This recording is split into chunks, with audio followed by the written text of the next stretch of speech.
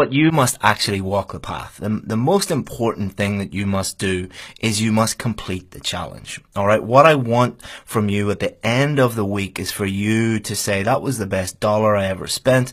I really improved my writing and I'm far more confident about getting the score that I need. But you must actually take action and you must do the work, do the challenges, look at the feedback, all of those different things. I'm not saying that because, you know, I'm some sort of strict teacher who likes telling people what to do. I'm just really passionate about helping people with this test because it really is a life-changing test, and for many of you it is the thing that is the barrier or the hurdle from your future life that's stopping you getting that job you need or moving to that country, and that is a huge thing. So I want to help you with that. And what we want you to do here, the philosophy of these challenges, is learn, implement, practice. So learning is the videos that we're going to show you, but then you must implement what you learn. Those are the challenges. And practice. So those challenges are also going to give you that bit of practice that you need. So each day I'll upload a lesson at 9 a.m. UK time every single day. These are not live lessons. These are pre-recorded lessons because those lessons are more reliable and higher quality than live lessons. Live lessons, a lot of things can go wrong with it. So that means that we're going to upload them at 9 a.m. But that means that you can watch the videos at any time during that day. And I really recommend that you block off, 45 minutes, an hour a day to do all of this. And the lessons will be about 30 minutes long. The challenges will take you about 10, 15 minutes, something like that. And at the end of each lesson, I'm going to set you a challenge and you must complete this. It's vitally important. Even if you see the challenge and you're like, oh, I don't need to do that, I'm fine. It really will work. It really will activate your knowledge. We've been doing this for years and this really does work. And then what I'm going to do is I'm going to look at all of your tasks, all of your work that you've been doing, and I'm going to give collective feedback at 6 p.m. UK time. Now that's going to be a live lesson. You can join live. If you join live, you can interact with me and you can ask any questions that you have.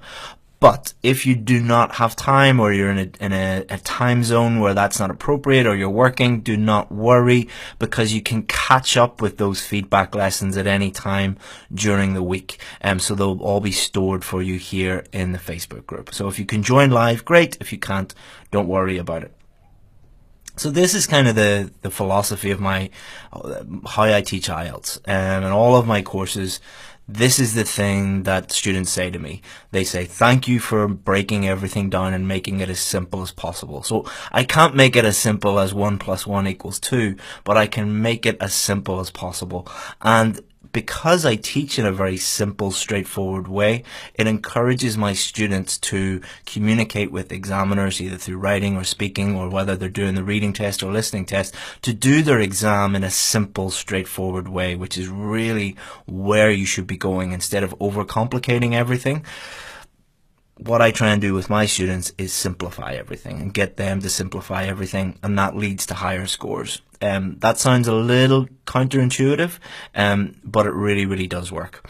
Before we get into everything that we're going to be doing today, a number of you have been asking me questions about this, my VIP course. I don't want to talk about this week because I want to help you guys for $1.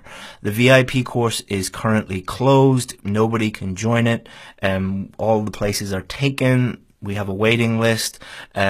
Please, let's focus on the challenge first. A lot of you have been asking about pricing and can you get in and all of these different things. Let's just focus on the challenge, and that is going to mean that you guys can get the most out of this week and for just $1. And then if you want to talk about this at the end of the week, no problem, but let's focus on just the challenge. Let's not focus on IELTS VIP this week. Okay, so what are we going to do this week? So today, Monday, we're going to focus on how to answer the question. This is a really, really important stage, a stage that is often overlooked by students, but if you don't understand the question, you can't answer it properly. Then tomorrow we're going to work on clearly stating your message, and a lot of this is going to be about structure. So how to structure a task 2 essay. On tomorrow, that's going to be Tuesday. On Wednesday, we're going to look at how to develop your main ideas. So this is something that a lot of you need help with. So we're starting at the start on Monday, how to break the question down, how to understand it. Then we're going to move on to structure. Then we're going to move on to like fully developing our main ideas. So we're building out the essay as we go. Then we're going to focus on our vocabulary. On Thursday, we're going to focus a lot on paraphrasing and synonyms and collocations. Those are the fundamental things that a lot of you struggle with. And then finally, we're going to focus on grammar at the end of the week. We're going to refine our essay and improve our essay as much as possible so that by the end of the week, you're far more confident about getting that 7 or above. Everything will be stored for you until the end of the week. All right. And it's really important that you try and keep up with the challenges. I'm setting a deadline so that to encourage as many of you as possible to do this and to do the work. I will be deleting everything after 7 days. So the total amount of work is about 2.5, 3 hours, something like that. So you have 7 days to get all that done. Please do not send me emails complaining about that deadline. I'm not going to change it. I will choose the best examples each day, and questions are fine, guys. No problem asking me any questions, but remember, I'm only one person and you are 2,500. So please bear that in mind. I'll try and get to as many of you as possible, but again, please don't send me nasty emails saying, that I'm not helping you. So the 5 question types for IELTS Writing Task 2 are opinion, discussion, problem solution or cause and solution, advantages and disadvantages, and double questions. Now, a lot of the stuff that we will be doing this week, or most of the stuff that we'll be doing this week, is applicable to all 5 of the different question types. I know a lot of you are worried, and a lot of you have been saying that you want help with all of them. Now, we can't do a 5-day challenge on each one of them, because if we do all of them this week, we're not going to get anything done. You won't learn anything. It'll be too shallow. If we did 5 days on this, 5 days on that, we'd be here for 25 days if we did all 5 of them.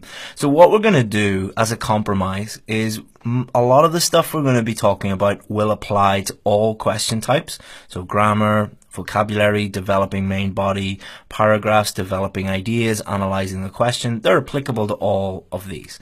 However, we will focus all our attention on discussion questions. So the context that we'll be using, all of the questions, all of the examples, all of the challenges, all of those questions will be on discussion questions. So we're not going to look at the other 4 in specifically, but by doing that, it means that you will fully learn how to do discussion questions, and a lot of the stuff you'll be learning will be applicable to all areas. So what are we going to do in this lesson? Today we're going to look at how to answer the question, how to analyze the question, and how to generate ideas. Very, very important. So let's first look at answering the question.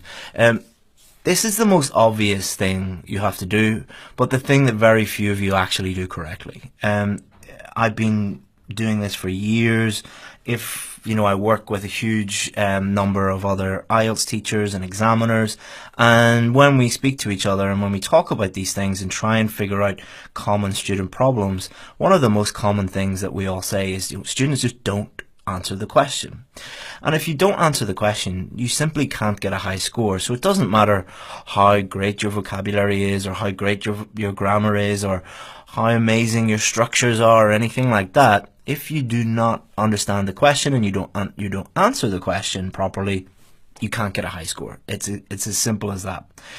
The examiner should be able to read your answer once and be 100% certain that you've answered the question. That should be your goal. Your goal should be to write an answer, to write a Task 2 essay you should be able to hand that to an examiner or an IELTS teacher. They should be able to read it one time and understand exactly what you think about that question, that you've clearly addressed it and you've clearly answered it. That should be your goal for the end of the week. So many people complain that the questions are simply too hard. One of the things that you have to be very careful with is to make sure you only use real questions. 90%, 95%, I'd say even, of the questions you find online are fake questions. They're either really, really, really difficult or they're really, really, really easy. The real questions that you get from Cambridge, IDP, the British Council, IELTS.org, in any of the official Cambridge books, those are the real questions. And they're the level that you need to get to. And remember that this is not an IQ test. It's a writing test. You just need enough knowledge to demonstrate that you can effectively communicate in English. So to answer the question, you do not need to be an expert in any of the different topic areas. You just need a passing knowledge of that. So don't think that you're not smart enough, because all of you are smart enough. Don't think that you don't have a high enough IQ, because all of you do to answer these questions. Believe me, you do. You just don't know how to do these questions yet, but you will by the end of the week. So let's look at a sample question. In a number of countries, some people think it is necessary to spend large sums of money on constructing new railway lines for very fast trains between cities. Others believe the money should be spent on improving existing public transport. Discuss both views and give your opinion. Okay, at any time in these videos, feel free to pause them. Like, if I'm going very quickly and you need a few seconds or you need a minute just to gather your thoughts or make notes or whatever it is, pause the video.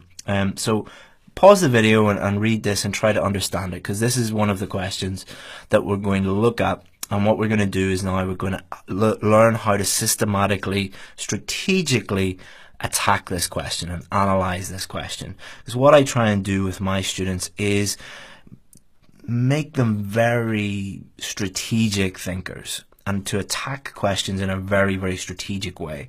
And you'll see that in this lesson, but you'll also see it throughout all the lessons today. So let's look at an example of this, like how to analyze the question. So instead of just, your teacher saying to you, oh, just read the question and think about it. Like, that is not a very strategic way of thinking about anything. Let's break it down into what you should actually be thinking about, instead of just your teacher saying, just take a minute and think. So the first thing is, what is the overall topic of the question? So is it about education? Is it about technology, the environment, health? What is the overall topic? And that's important because it allows us to then drill down into the specific things within that topic that they want us to talk about. So that's just the first two things that you should be thinking about when you read the question. So read the question, understand the question, and then think, what is this topic? And what are the specific things they want us to talk about? Then the second thing that we want to do is, what do they want us to do? Do they want us to talk about the advantages and disadvantages of it? Do they want us to discuss both views? Do they want us to give our opinion on it? Do they want us to answer a direct question about it? What do the examiners want us to do? Again, that's very, very important, because I'd say a good 25 to 40% of the essays that I look at, students send me essays every day, they're just not doing what the question asks them to do. And we're going to look at that more specifically tomorrow. And then what you want to do is break the question down into simple parts. Again, simplifying everything, making everything as simple as possible, but not simpler. So let's look at each of these steps now in more detail. So step one, understanding. So this is the question again. The first thing we need to do is, what's the main topic? So the topic here is transport. Okay, so it's useful to know this because we're going to drill down into the specifics, but it's also very useful to know this because one thing that a lot of students do is they just will write everything they know about transport. That is not what the question is asking you to do. So thinking about the topic helps you avoid that mistake. And then what we need to do is drill down deeper into the specific thing. So the question is about transport. But it's not about everything about transport. It's about some specific things, which is high-speed rail, existing public transport, and money. All right, these are the three things that it is actually about. So the general thing is transport, but the specific things are high-speed rail, existing public transport, and money, budget money, public money, government money. So now that we've thought about this, we understand the things that we are going to talk about. Now, that is going to be done in the first 30 seconds to 1 minute when you first see the question. Maybe for some people it'll be a bit longer. For others, if I look at a question, I'll do that subconsciously in the first 20 seconds. All right, but it's really, really important that you think strategically about this and you attack questions in that way. It'll make a huge difference to you understanding the question. If you don't understand it, you can't answer it properly. So step 2, what do they want us to do? So here's the question again, and there are a few things that they want us to do. So discuss both views and give your opinion. So what is it that they want us to do? Let's break that down. Why do some people believe view 1? Why do some people believe view 2? What do you think? So they want you to do, in this particular question, this discussion question, all discussion questions, they want you to do 3 things. Why do some people believe view 1? Why do some people believe view 2? What do you think? Now, I look at a lot of essays every single day, and what a lot of people do is they will talk about one view, but they won't talk about the other view. A second group of people will talk about both views, but they won't say what they think. A third group of people will say what they think, but they won't actually discuss both views. In order to answer this question, you must do those 3 things. If you don't do those 3 things, you haven't done what they've asked you to do. All right, so step 1, understand the question. Step 2, what do they want you to do? Step 3, let's break it down. Let's make it even simpler for ourselves. So some people think that money should be spent on new railway lines for fast trains. Some people think that money should be spent on existing transport. So what you're doing here is you're taking it away from a complicated, complex, academic type IELTS question, and you're just putting it into your own words. You're just breaking it down and simplifying it as much as possible, because what I found with a lot of my students was they would look at these questions and they'd be like, oh, this is so complicated, I'm not intelligent enough, I don't know enough about this. And I was like, okay, let's calm down, let's just put this in our own words. So some people think that money should be spent on new railway lines, and some people think it should be spent on existing public transport. Can you deal with that? Can you talk about that? Yeah, no problem. So you see, when you break it down and simplify it and put it in your own words and take out all the complexity, then it becomes much, much easier. Again, these 3 steps, you're going to be doing this, and it's taken me 20 minutes to talk about this, but it's so important. But you'll be doing this in the first 2 or 3 minutes, and once you get into the swing of this, of doing this and implementing this and practicing this for every question, then it becomes natural, and you become so fast and so good and so effective at looking at a question and doing these things. Okay, so the next thing we need to do now that we've fully understood the question, idea generation. All right, so idea generation, for what I do is I do not tell people to brainstorm. Brainstorming is the worst thing you could do. It's also the most common thing that teachers tell students. What do they tell you to do? Look at the question, think about it, and then brainstorm. That doesn't work, all right?